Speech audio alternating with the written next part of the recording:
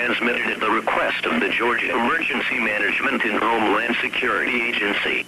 A shelter-in-place warning has been declared for the state of Georgia due to many deaths across the state. As of now, the death toll rate is 1,000. In addition, people across Georgia have been experiencing power outages. Try mark.